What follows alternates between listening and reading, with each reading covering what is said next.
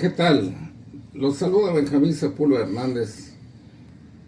Cuando vemos en la palabra de Dios cómo esa palabra que es lámpara que nos guía, lámpara que ilumina, vamos en este valle de lágrimas, un valle de sombras, y necesitamos guiarnos para no caer, para no tropezar.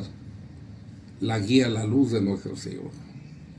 Qué hermoso nuestro Padre, que al vernos caídos y ver que perdíamos, esa ciencia infusa no nos dejó en la ignorancia. Nos dio su palabra para que pudiéramos seguir con certeza hasta llegar a la patria celestial a la que pertenecemos. O sea que seguir la palabra de Dios es la garantía de que llegaremos al cielo. Miren lo que nos dice, por ejemplo, San Marcos 11, 22, 24. Tengan confianza en Dios. En verdad les digo que cualquiera dijere a este monte, quítate de ahí y échate al mar, no vacilando en su corazón, sino creyendo que cuanto dijese se ha de hacer, así se hará. Por tanto, les aseguro que todas cuantas palabras pidan en la oración, tengan fe de conseguirlas y se las concederán. Palabra de Dios. O sea que dice, lo que estés pidiendo en la oración, pídelo con certeza, y entonces el Señor te lo va a conceder. Bueno, aquí no hay que olvidar que la fe es un don que Dios nos regala, y ese don nosotros lo acrecentamos o lo perdemos, dependiendo si vamos en nuestra vida unidos al Señor o vamos unidos al mundo. Si vamos siguiendo los postulados del mundo, seguro que vamos a perder nuestra fe.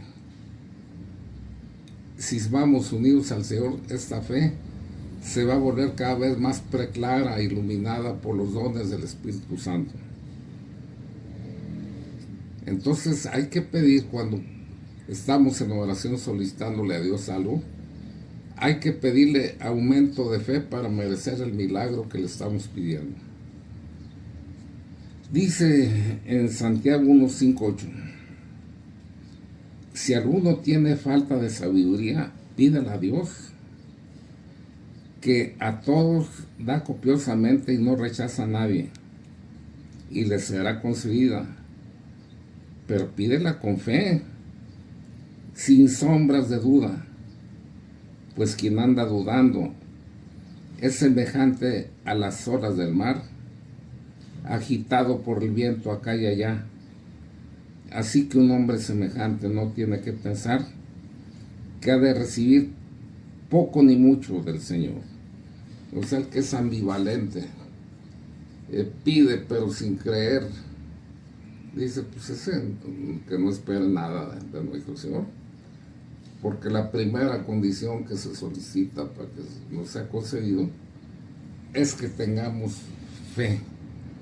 Y vuelvo a repetir, la fe se acrecienta. La fe la recibimos el día del bautismo. Se nos dieron 3 virtudes que también son dones, y por cierto más altos que los conocidos como dones del Espíritu Santo. ¿Cuáles son estas virtudes y dones? En cuanto a virtudes, las se conocen como virtudes teologales, en cuanto fe, esperanza y caridad. Y en cuanto dones, dije que son los más altos, porque es un regalo, un don es un regalo, pero como el objetivo de la fe y esperanza y caridad es la posesión de Dios mismo, pues no puede haber un don mayor que estos. Nos son concedidos el día del bautismo. O sea, todo es gratuidad en el hombre. Pero necesitamos entonces nosotros hacer nuestra parte para que esa fe se robustezca, se afirme, se vuelva sólida. Esto pues estando unidos al Señor. Acuérdense que la fe es iluminada por la revelación. La revelación es otro don, otro regalo del Señor. La razón se apoya para hacer su discurso racional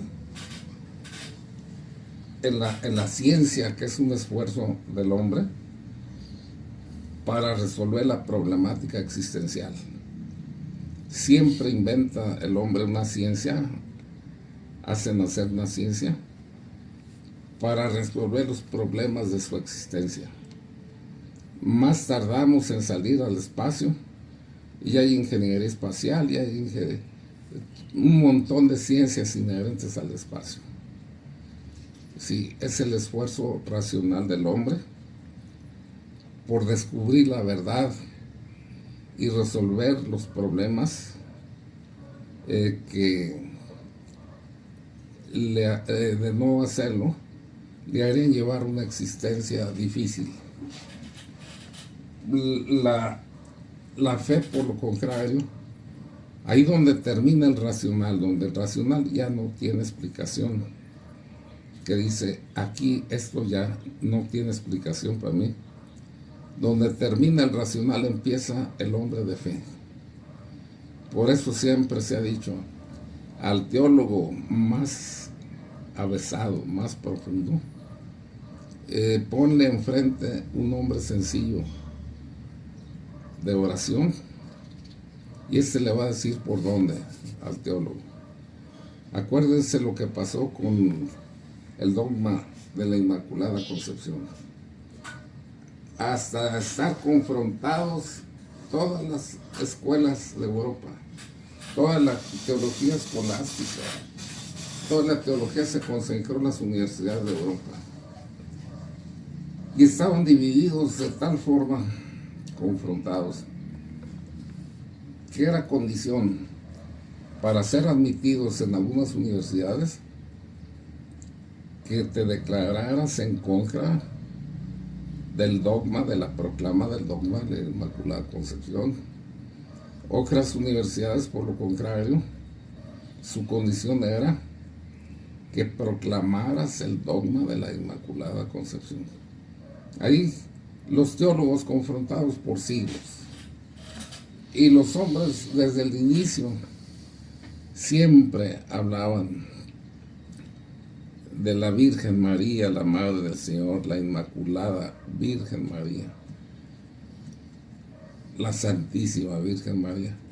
O sea que lo sencillo, en sus luces, sin tener que racionalizar, porque pues son gentes que generalmente no tienen una formación de este tipo, pero por su oración son capaces de penetrar los misterios que el racional no, porque las fuentes que iluminan el conocimiento de lo que se busca, en el caso de la razón, pues es la ciencia iluminando por el esfuerzo que hace el hombre para conocer de las cosas, mientras que la fe recibe la iluminación directa de Dios. Imagínense nada más. Ahora, no significa que estén en oposición. Ambas vienen de Dios. Razón y fe se complementan, pero es fácil entender que mayor que la filosofía, que es el esfuerzo racional del hombre, es la teología. Entonces, hay que siempre recordar nuestra doble naturaleza. Somos cuerpo y somos alma. Y a problemas humanos, soluciones humanas, a problemas espirituales, soluciones espirituales. Y las soluciones espirituales no nos las podemos dar solos, porque ahí es un intangible, es un universo intangible para nosotros. Es Dios mismo el que nos las da. Hablábamos de la importancia de mantener alimentada la fe mediante una vida cristiana observante, de oración, de sacramentos, de meditación de la palabra, visitas al Santísimo, y una cosa fundamental para avanzar en la vida espiritual, sin la cual no se logra, el despojo de la pasión dominante. Conocida esa y enfrentada cada pasión durante más o menos un año, que es lo que se lleva para que se acabe un mal hábito y se forme un hábito virtuoso. Sin esto, la fe va a estar tambaleante. ¿Se acuerdan la palabra de nuestro Señor con queja y profecía? Cuando venga el Hijo del Hombre, hallará fe sobre la tierra. Oigan, es alarmante la estadística. Me pasaron por ahí algo que seguramente ya llegó también a ustedes, donde en una estadística de barras se ve el tiempo que se invertía en las cosas de la fe, de la religión, de la familia, del trabajo, de las diversiones, etc. Todas estas barras armonizadas en el pasado, dándole un tiempo a cada cosa. Y las familias, obviamente, pues con esa convivencia, con esa armonía, en donde todos los esfuerzos están canalizados al bienestar familiar, pues era un mundo muy diferente. Ahora estaba viendo las estadísticas, desaparecen todas las barras del tiempo que se dedicaba a la religión, a la familia, al estudio, etc. Y se concentra todo en el internet.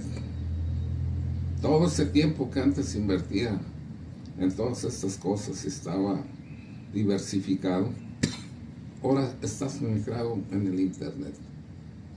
Entonces, ¿qué es lo que se está recibiendo de información? Pues ya se puede imaginar.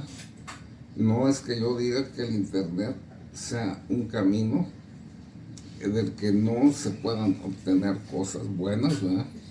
Pero bueno, la gran mayoría de las cosas que se pasan, pues es terriblemente perjudicial a todos por igual, adultos y niños, ¿verdad?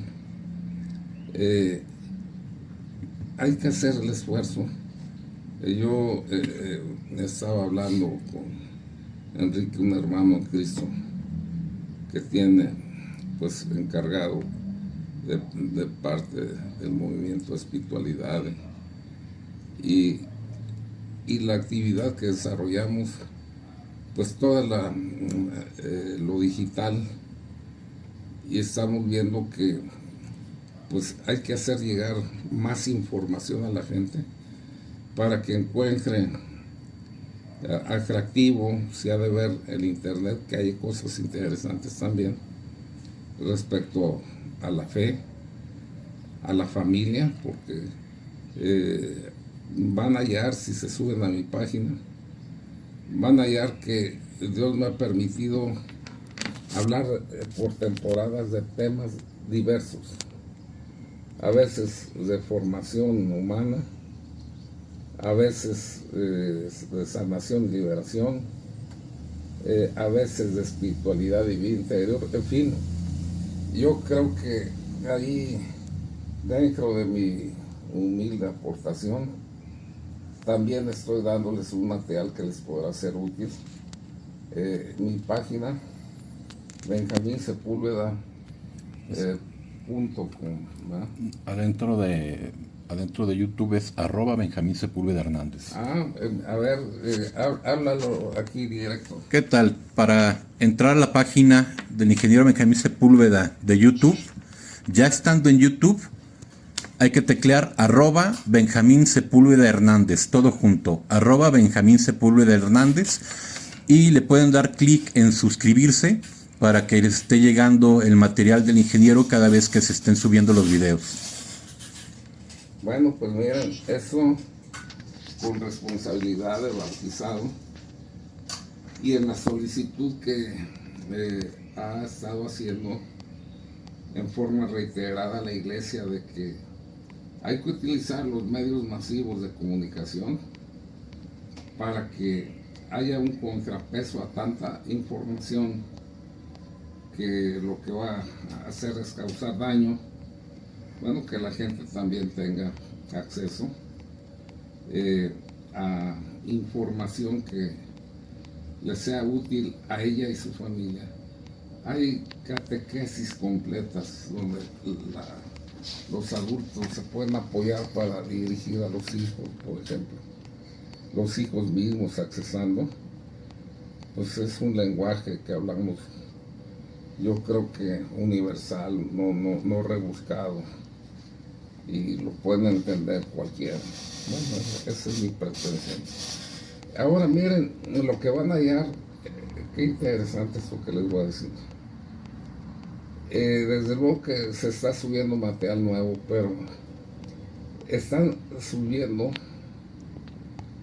material desde hace, no sé si 25 años o algo por el estilo, de programas que yo he tenido en diferentes estaciones hermanas de tipo católico, pues, o sea, secular. Bueno, yo me acuerdo, estuve en Televisa Radio, que es una pues estación secular de radio y televisión, pero ahí yo también hablaba temas religiosos, porque se pasaba los domingos la misa dominical y yo hacía una revisión del evangelio y de las lecturas del día. Tenía como 2 horas para hacer la revisión y recibíamos llamadas. Entonces cuando venía la celebración, la gente ya la recibía con pues todo el aprovechamiento, ¿verdad? Este no fue una idea mía, sino del padre. Él era encargado de matrimonios con problemas por parte de la diócesis, Macario, el padre Macario, en paz descanse. Él fue el de la idea y nos invitó a otro conductor católico y estuvimos ahí durante 9 años. Bueno, no creo que haya programas de esa época, pero después de eso, en otras estaciones hermanas en donde he estado, todos esos programas se grabaron en su momento y son los que se están subiendo por la información tan rica. Y es que me acompañan gentes que son maestros grandes en el área de espiritualidad, por ejemplo, de Mariología. Hay sacerdotes que ya murieron, ¿no? Y quedaron ahí plasmadas enseñanzas en esos programas porque eran invitados míos. Y ahí, pues es un tesoro, es un tesoro. Esto en el afán, como dije, de aportar un granito de arena a la fe de la gente, que se esté retroalimentando la fe con una información segura. Algo que Dios me ha regalado y ha sido también un compromiso personal, es hablar con toda la ortodoxia, algo que no esté aprobado tácitamente en la palabra, en el magisterio y en la tradición, no es material que yo utilice. Entonces, eso pues permite que tenga un valor formativo muy grande todo esto. Hay que entonces entender que la fe es fundamental para obtener las cosas que en oración le pedimos al Señor. Él dice en su palabra, el cielo y la tierra pasarán, mas mi palabra no pasará. O sea que las palabras del Señor son eternas y son veraces. Dice San Juan 14, 22, 14. Cuanto pidieran al Padre en mi nombre, yo lo haré, a fin de que el Padre sea glorificado en el Hijo. Si algo pidieran en mi nombre, yo lo haré. O sea, lo repite 2 veces y da la razón por qué lo va a hacer. Para que el Padre sea glorificado en el Hijo. Que el Padre vea la cosecha del Hijo, que no fue inútil la sangre que derramó por amor a Él y a los hombres, en obediencia y sujeción a Él y amor a los hombres. Esto está dentro de las promesas de nuestro Señor y no lo hemos entendido ni explotado debidamente, porque Él cumple. Él dice, por ejemplo, en Apocalipsis 3:14, esto dice la misma verdad, el testigo fiel y verdadero. El que es fiel es verdadero, y el que es la verdad, camino, verdad y vida. O sea que te dice lo que leas en la Escritura, te lo está diciendo aquel que es testigo fiel y verdadero. Testimonió con su propia vida, hablando de la congruencia entre lo que decía y hacía, lo que se constituye en la verdad, porque la verdad es eso, la congruencia entre lo que se piensa y se dice, lo que se piensa y se hace. Y nuestro Señor fue el fiel y verdadero y veraz. Entonces, cuando Él hace una promesa como esta, cuanto pidieran al Padre en mi nombre, yo lo haré a fin de que el Padre sea glorificado en el Hijo. Si algo pidieran en mi nombre, yo lo haré. Esa es una de muchas condiciones o promesas condicionadas que hace el Señor. Una promesa condicionada recibe ese nombre porque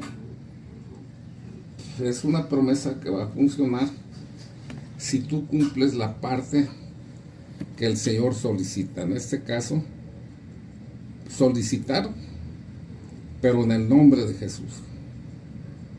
O sea, como tú cumplas esa parte, esa condición, Él se compromete a cumplir lo demás. Miren qué sencillo está. A veces se nos hace increíblemente sencillo, pero no es nada sencillo. Quieren ver que no es nada, para nosotros sí, para nosotros terriblemente sencillo, pero en el fondo, para que resultara para nosotros sencillo, tuvo que pagarse un precio de sangre, de sufrimiento y de muerte por el mismo Hijo de Dios. O sea, esto que nosotros recibimos con facilidad costó mucho. O sea, fácil no es, porque el que pagó por que nosotros recibamos, seamos receptores de semejantes gracias, tuvo que padecer mucho. O sea que fácil no fue. Bien, en San Juan 15:7, si permanecen en mí y mis palabras permanecen en ustedes, pedirán lo que quieran y se les otorgará. Fíjense, son promesas condicionadas. Una promesa no condicionada es algo que sale de los labios del Señor sin ninguna condición. Tú eres Pedro, y sobre esta piedra edificaré mi iglesia. No dice, tú Pedro, si haces tal o cual cosa, vas a ser la columna de mi iglesia. No, simplemente tú eres Pedro. Es una promesa cumplida. Pero hay las promesas condicionadas, y ya van dos que leemos para que si ustedes creen en que Cristo cumple su palabra, háganlo.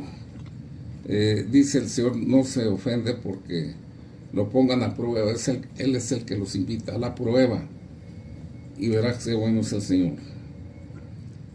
Si permanecen en mí y mis palabras permanecen en ustedes, pedirán lo que quieran y se les otorgará.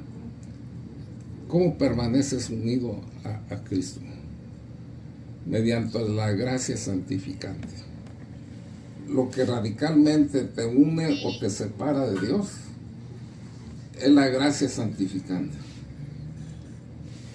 La gracia santificante la recibimos el día del bautismo, la recuperamos después del bautismo cuando cometimos pecados mediante el sacramento de la penitencia, de la confesión, y a condición de que esa gracia santificante esté contigo, estás unido al Señor y ya lleva el 50% del cumplimiento de la promesa. El otro dice, si permanecen en mí, ya dije, esa es la gracia santificante. Y la otra parte, y mis palabras permanecen en ustedes. O sea que estés viviendo conforme a su palabra. ¿Qué dice? Por eso hay que leer diario la Escritura. ¿Qué dice eso que estoy leyendo? ¿Qué me dice a mí eso que estoy leyendo? ¿Y qué cambios debo hacer en mi vida conforme a lo que estoy leyendo? Si estoy haciendo vida la palabra de Dios, oye, pues estoy viviendo bajo nota, como los músicos que tocan por nota. Pues yo estoy viviendo por nota mi vida, porque la estoy viviendo conforme a la palabra del Señor, haciendo vida a su palabra. Si estás haciendo vida a su palabra, conociendo su palabra, porque la lees, la meditas, y estás con la gracia santificante, dice el Señor, si permanecen en mí y mis palabras permanecen en ustedes, pedirán lo que quieran y se les otorgará. Palabra de Dios. No echen en saco roto todo esto que estamos leyendo, hermanos. Pónganlo en vida, pónganlo en práctica. De otra forma, sería una gracia actual concedida por Dios, este programa, desperdiciado. ¿Qué es la gracia actual? Son motivaciones,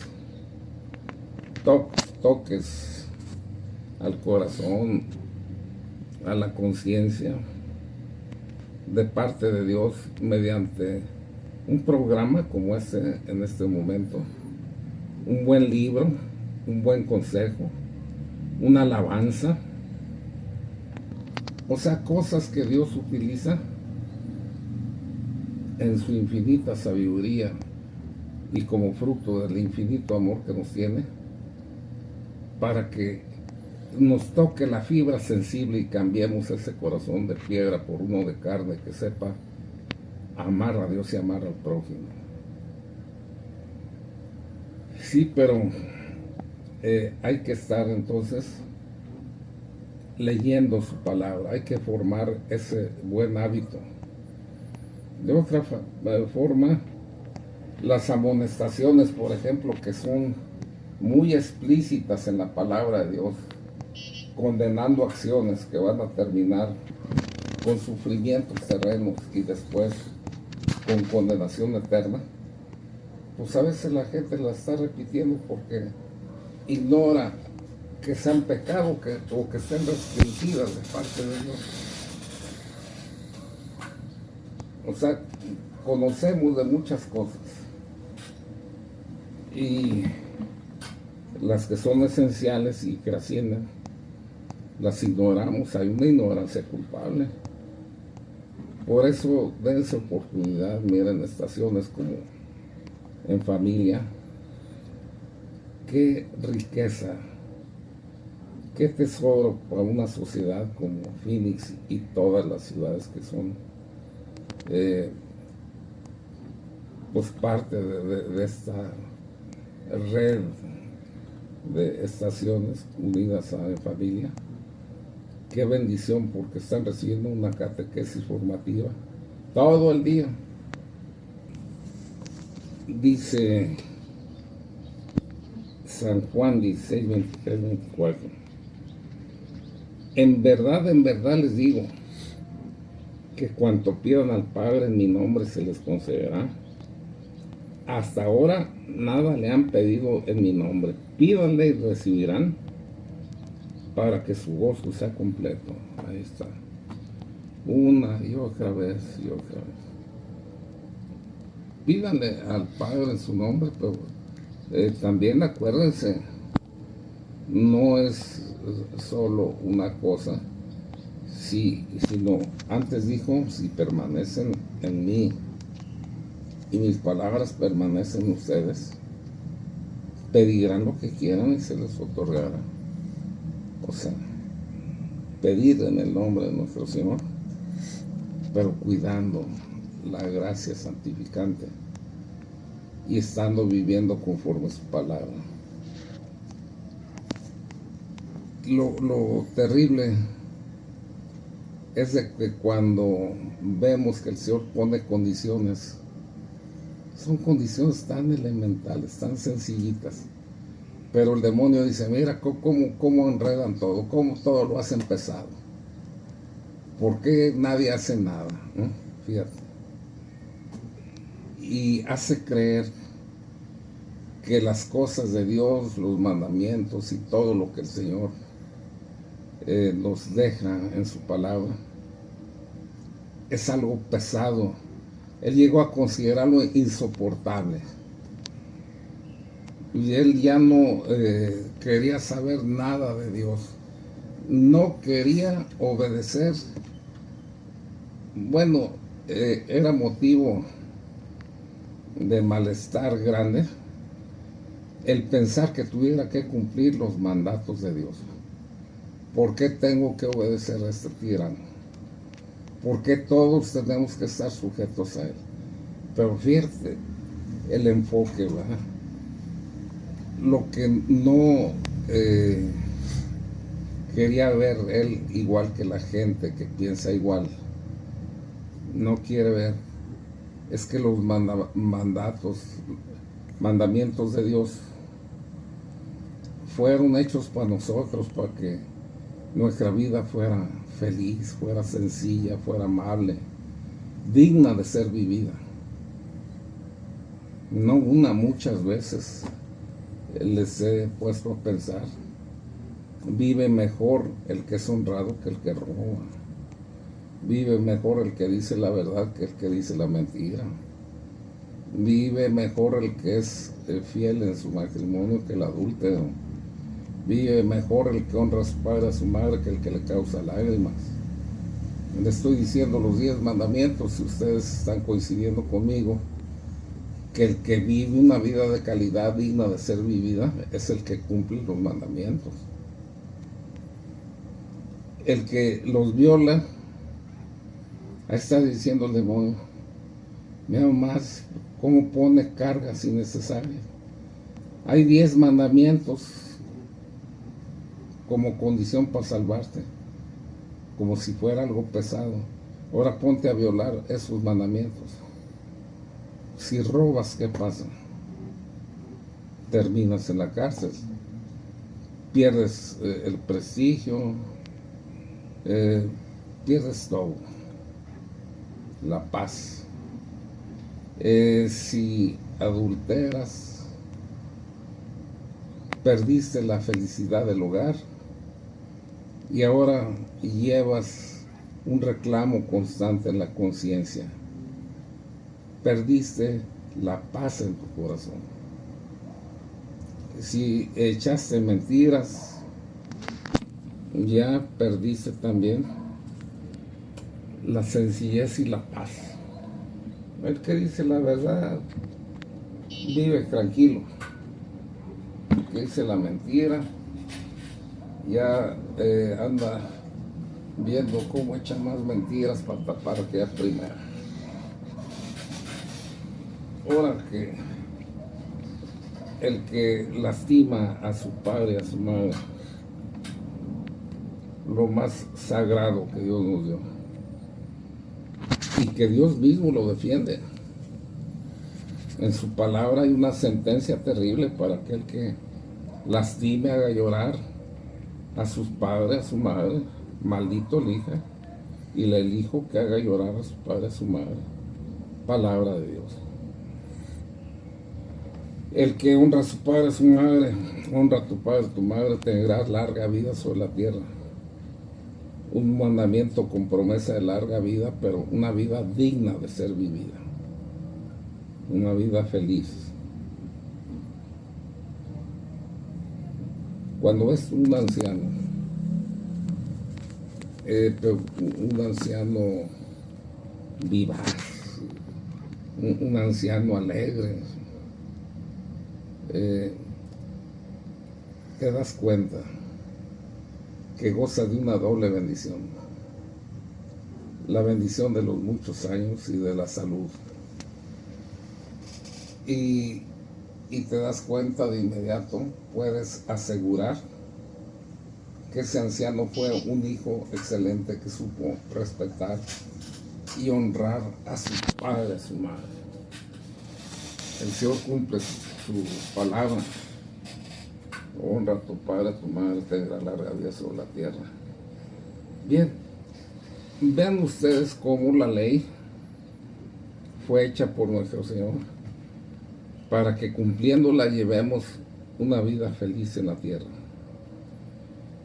Pero no solo eso, hermanos. Miren, a base de tan poco lo que se alcanza. Cuando un joven rico le preguntó a nuestro Señor: ¿qué debo hacer para alcanzar la vida eterna? O sea, para ir al cielo. Nuestro Señor le dice: cumple los mandamientos. ¿Cuáles? Le dice el Señor: no robes, no mates, no adulteres, honra a tu padre, a tu madre, etc. O sea, para ir al cielo, que es la morada a la que debemos aspirar, es nuestra morada. No somos ciudadanos de la tierra, sino del cielo. Tan sencillo para ir al cielo como cumplir los mandamientos. Esos que te está haciendo pensar el chanclas, que Dios los hizo para estar poniendo cargas innecesarias al hombre. Pues hombre,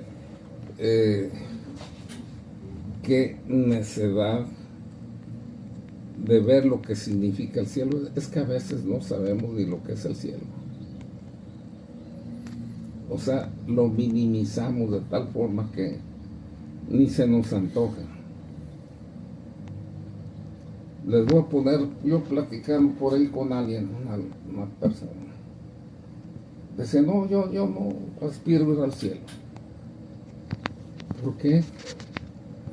Pues, ¿quiénes son los que están en el cielo? Y lo decía con voz atiplada, burlesca. Santa Teresita del Niño Jesús, decía. ¿No? Pues, como dijeron, brincos y eras, ¿verdad? De encontrarte con una gigante como ella. Pero había que minimizar, había que ridiculizar. Y le parecían agarrarse de esa santa para decir: ¿qué voy a ir a buscar con esta mujer, ¿verdad? Entonces, ¿qué aspiraba esta persona a encontrar en el infierno? Piensa que un show de vedettes y de gentes ahí que le van a hacer placentera la eternidad. Lo que no entiende es que el infierno es un lugar de sufrimiento tan terrible que ni al peor de tus enemigos se lo puedes desear. Y el cielo, cuando llegas y mediante el Lumen Gloria, que es una gracia del Espíritu Santo que te permite, cuando ya estás en estado de perfección, contemplar por primera vez el rostro de Dios.